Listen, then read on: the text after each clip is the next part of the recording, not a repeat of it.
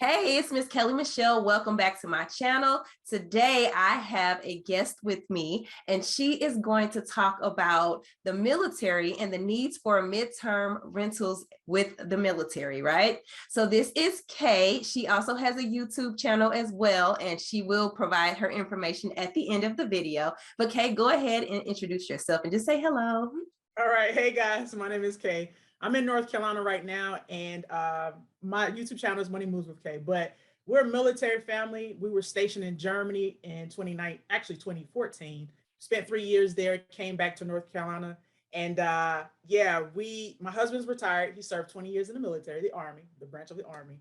So we have a bit of experience with PCSing and the midterm rental game, just from a family of three, traveling from branch to branch to station. And yeah, so that's kind of our story. And I'm also an investor. I started a real estate company while we were stationed in Germany. So yeah, it's an interesting story that I'll get to whenever the time is right. Yeah. All right, so let's go ahead. We're going to get into the need for housing for people who are enlisted in the military. So in general, what is the need? Is there even any need? And let's just start there and then we'll go from there. All right, cool. There is a definite need. So the need, so when we PCS, we want specific amenities, and I'll get to that in a few. But for the most part, our goods are shipped prior to us even leaving our station. So I'll give an example. While we were stationed in Germany, the movers came, we shipped our car prior to us even getting to the States, right? So we have to ship our car separately. We ship our goods separately. So the movers come, they pack up everything, and they ship all of our things off to, in this particular example, to North Carolina, from Germany to North Carolina. So in that, we are left without the basic necessities of a bed, a couch. Now, I'm not saying we're left without it because they give us loaners, but all these things are uncomfortable. So the beds are hard, the couches are worn. So we're used to our own comfort zone, our own things, but they're already shipped off. So in that instance, there could be weeks to even months, depending on your location, in which you are left without your goods. So we pack like 2-3 bags, depends on how you guys pack as a family, but we have what we need while we're still there at that location until we actually move to a different location. So it can be weeks or months, again, depending on the station that you're located at. Okay, so that is when you're packing to move, right? So Right. what happens once you get to your location? Are your items there waiting for you? What happens? Yeah, exactly, right. So okay, so now our car is on, in transport. Now you could drive in that case, so you don't always ship your car. Sometimes you just drive your car to a different location. It could be drivable, but in that case, it was shipped. Now our goods, we still have to wait. So on the other end, now we're in North Carolina, we still have to wait for our goods to be delivered to us. So in the military, there's a phrase called hurry up and wait. So we understand that, it's hustle and bustle, and then we just got to wait, right? So it's weeks, sometimes months before we get that. Now, once we do get it, it's hooray. But what do we do in that process? Well, that's where midterm rentals come in place. And that's where being prepared and organized in that situation comes in play. But yeah. Okay, so I know everybody doesn't know about midterm rentals. So for those people who don't know anything about midterm rentals, do they usually like maybe just do short-term rentals and go to an Airbnb? Are they in hotels? And then who pays for that? Absolutely. So the military gives us pretty much per diem. Per diem is amount of money that we get for food and also housing. So that transition from station to station, military station to station, they give us a specific amount of money. That all depends on your dependents. It depends on the actual cost of living in that particular area. So if we were moving from North Carolina to California, for example, then that stipend pretty much will be a lot more because cost of living in California is a lot more. Right. So you are right. Not everyone knows about midterm rentals. So what most people do is they stay on base. So the military is a self-contained thing, right? They have hotels, they have lodging, we call it in the military, and military families, and it's really cheap too, like $75, $65, depending on where you are, of course. Okay. And you can get that lodging. So most people just go to that. Now, there are instances in which there might not be lodging.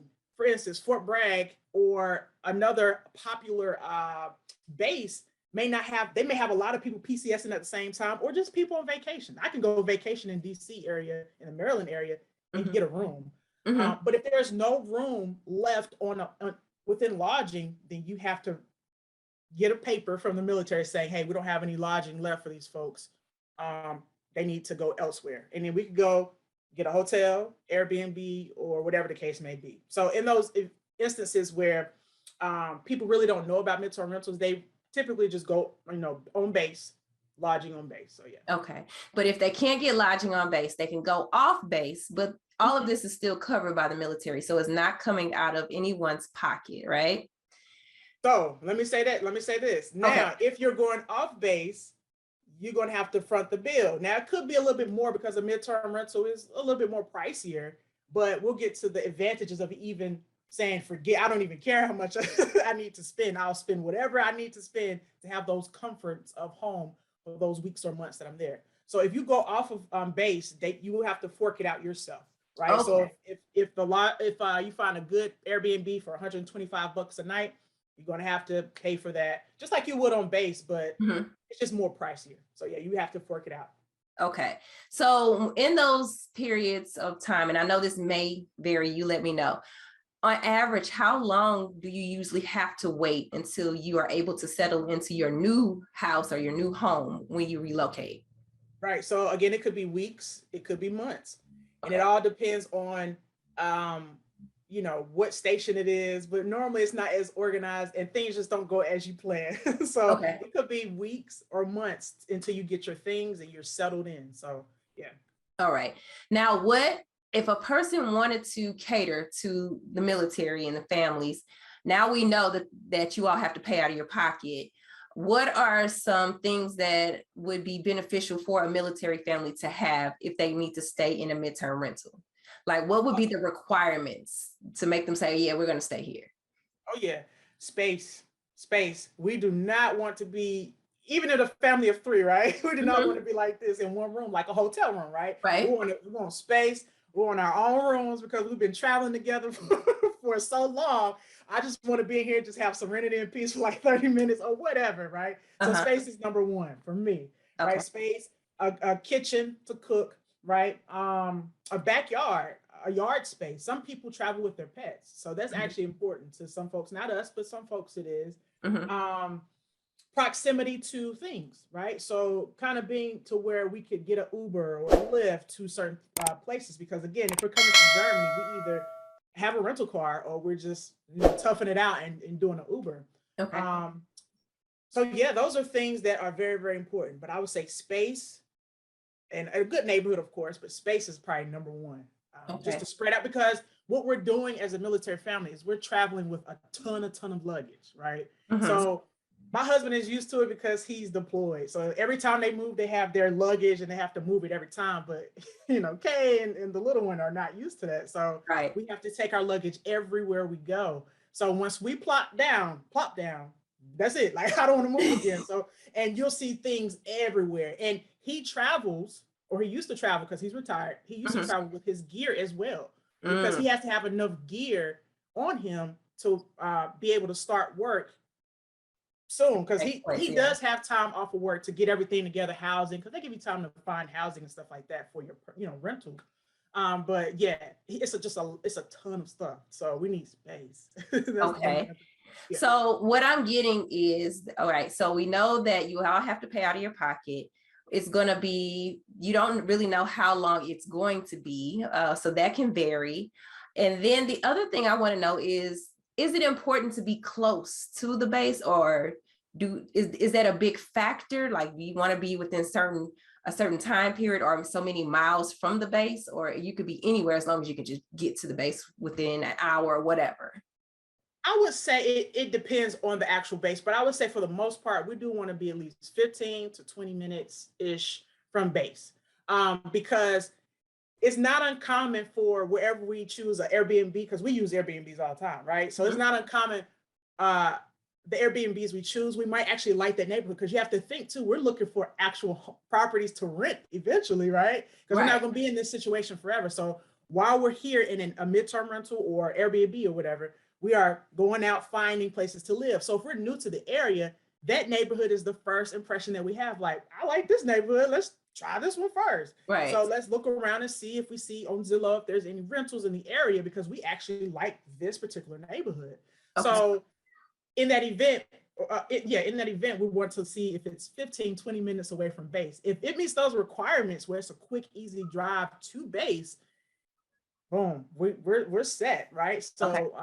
Easy access to base is important. I'm not going to say for everyone, because some people, if they have to drive an hour just to be in a safe neighborhood, they will. That's the situation here, you know, but 15, 20 minutes is like top notch. So those are all of my questions regarding the military. Now, Kay, tell them how they can get in contact with you. And you mentioned a little bit about being an investor, but tell everybody exactly your specialty and how to contact you. Yes, so I got into real estate by wholesaling. So that is my specialty. And you can contact me. Money Moves with Kay is my YouTube channel, or Money Moves with Kay on Instagram as well. So those are two places you can contact me. All right. Well, thank you so much for this. And we will talk to you guys later. Now, make sure you look in the description below. I will put Kay's information in the description. I'll put some freebies down there. And if you're interested in working with me and learning about midterm rentals, that information will be in the description below as well. Make sure you like and subscribe, and we'll talk to you guys later. Bye.